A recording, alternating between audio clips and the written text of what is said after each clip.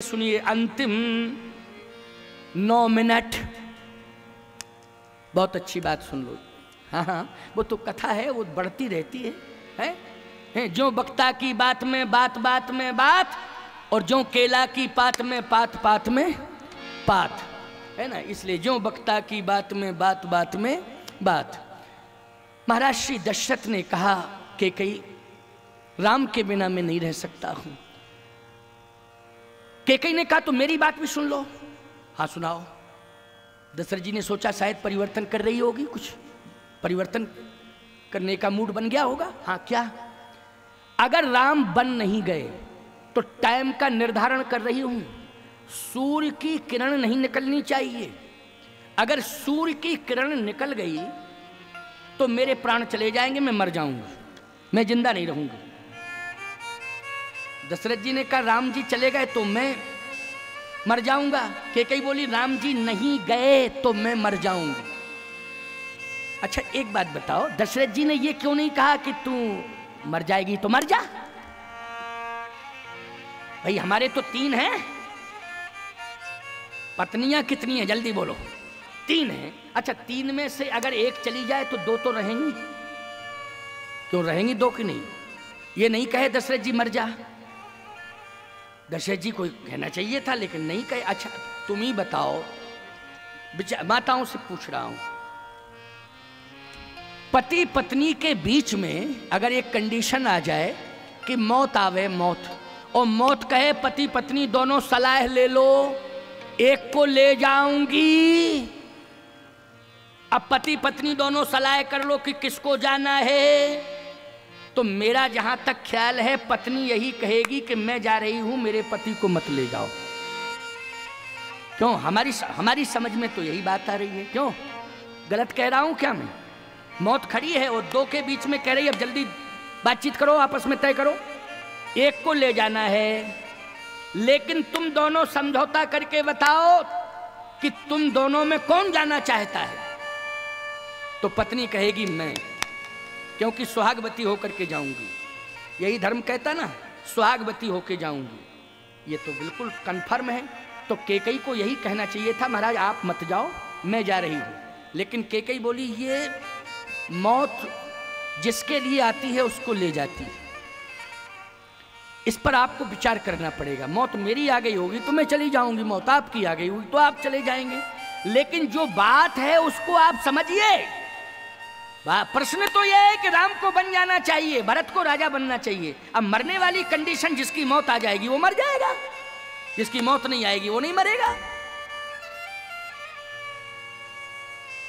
बड़ी कठिन परिस्थिति आई साहब। पति पत्नी में तो वैसे तो नियम से पत्नी को कहना चाहिए कि मैं मरूंगी, मैं मरूंगी। एक जगह पति पत्नी में विवाद हुआ और मैं पहुंचा था उसी घर में, तो विवाद हुआ तो दोनों मेरे पास झगड़ते झगड़ते आ गए। मैंने कहा देखो बदनामी मेरी होगी कि महात्मा ठहरे रहे और पति पत्नी झगड़ते रहे, कैसे साधु हैं ये? हैं? कम से कम इनके प्रभाव से विवाद तो नहीं होना चाहिए था। तो मैंने कहा बदनामी मेरी। अगर मैं ऐसा जानता कि तुम सब झगड़ालू हो तो हम नहीं ठहरते, लेकिन नहीं, अब ठहर गए तो तुम शांत रहो। अच्छा बात क्या है पहले ये बताओ, बात क्या है? पत्नी बोली बात यह है कि ये झूठ बोलते, कमाते हैं 5,000, बताते हैं 2,000। इनसे पूछो महाराज 3,000 कहां गए? अरे हमने कहा ये हमसे मत पूछवाओ, हम क्यों पूछे कि 3,000 कहां गए? कहे महाराज इसी बात की लड़ाई है, झगड़ा है। कमाते 5,000 हैं, बताते 2,000 हैं, 3,000 झूठ बोलते कि मैंने 2,000 कमाए, मैंने पता लगा लिया कि 5,000 कमाए। मैंने कहा देखो भैया पत्नी से छिपाना नहीं चाहिए, बता देना चाहिए, क्या दिक्कत की बात है? बोले महाराज जी लोग भ्रमित करते हैं, इसको झूठा कह देते हैं। घर में आके 5,000 कमाया, कमाते हम 2,000 हैं, और हम झूठ क्यों बोलेंगे, हमें को क्या परेशानी है? तो एकदम कहती है पत्नी कसम खाओ, कसम खाओ।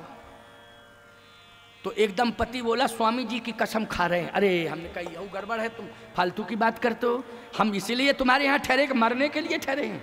झूठी कसम हमारी खाओ हम मरें फल। कहे महाराज जी मैं सत्य कह रहा हूँ, आप चिंता मत करना, मैं बिल्कुल सत्य कह रहा हूँ, आपकी कसम खा के कह रहा हूँ, स्वामी जी की कसम, मैं बिल्कुल 2,000 कमाता हूँ।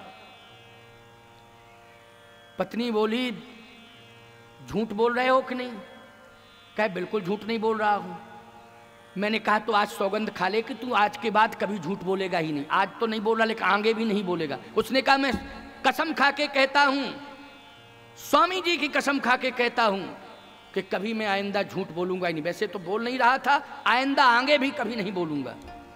लेकिन महाराज जी मैंने तो कसम खा ली है, ये झूठ ज्यादा बोलती है। हमने कहा तुम इसका क्या प्रमाण झूठ बोलती? बोले अभी मायके गई थी। हाँ गई थी, और ये जो है कानों के कुंडल बनवा के लाई है। तो मैंने पूछा कि ये कुंडल कितने के हैं? कहे कि एक 2 तोला के कुंडल, 1 तोला का ये, 1 तोला का ये है। तो किसने बनवाए? तो कहे हमारे बाप ने बनवाए। और सही बात यह है कि बाप में इतनी ताकत नहीं है बनवावे की। हमसे खर्चा मांगती है, बचाती रहती है, मायके जाती है, वहाँ से बना के आ जाती, कहती बाप ने बनवाया, कमाई हमारी, और नाम लगाती बाप का। झूठ बोलती हम सब जानते हैं, आज कहना पड़ रहा है। आज मैं बोल रहा हूँ, नहीं कभी बोलता नहीं था लेकिन आज बोलना पड़ रहा है मुझे। मैंने कहा तू भी प्रतिज्ञा करके झूठ नहीं बोलेगी, कभी ऐसा नहीं करेगी। अब पत्नी बोली महाराज इन्होंने आपकी कसम खाई है, लेकिन इनसे ये पूछो मान लो झूठ बोले तो पति बोला मैंने स्वामी जी की कसम खाई महात्मा की, अगर मैं झूठ बोला तो जिस दिन झूठ बोलूंगा उसी दिन मर जाऊं, मैं प्रतिज्ञा करता हूं उसी दिन मर जाऊंगा। लेकिन इससे भी पूछो महाराज ये झूठ बोलोगी तो पत्नी बोली स्वामी जी मैं भी कसम खा के कहती हूँ, आप ही की कसम मैं भी खा रही हूँ। हाँ, जिस दिन मैं झूठ बोलूं उसी दिन विधवा हो जाऊं। अरे राम राम राम राम, देखो तो गजब की बात है, गजब की समस्या है। मैं कहना ये चाहता हूँ कि जीवन में भगवान से ये पतिव्रता नारी प्रार्थना करे कि प्रभु मेरे मांग के सिंदूर की रक्षा कर लेना, और जिस दिन यदि मौत आ जाए तो मेरी मांग का सिंदूर चमकता हुआ मेरी मांग में जाए जब मैं संसार से जाऊं। बस इतनी कृपा मेरे ऊपर करना। लेकिन राम की चाहें सोई होई, करे अन्यथा आस नहीं कोई। केकई ने कहा कि ये मैं कुछ नहीं कह सकती हूँ, मौत किसकी आई है। मैं तो केवल इतना कह सकती हूँ कि भरत को राजा बनाइए और राम को वन भेजिए। अब मौत जिसकी आ जाएगी अपने आप मौत उसे ले जाएगी। इसमें मेरा कोई कहने का अधिकार नहीं बनता है कि मैं मरूं कि आप मरें, वो तो मौत डिसीजन लेगी। लेकिन अभी आपको ये डिसीजन लेना है मेरे कहने से, क्या भरत को राजा और राम को वनवास। बोलो क्या ऐस करो या नो, हाँ और ना का जवाब दो। दशरथ जी ने कहा 11:15 बज चुका है, केकई मौका दे दो, कल बताऊंगा कि हाँ या ना। इसलिए कल निर्णय होगा हाँ और ना का, क्योंकि 11:09 हो गए।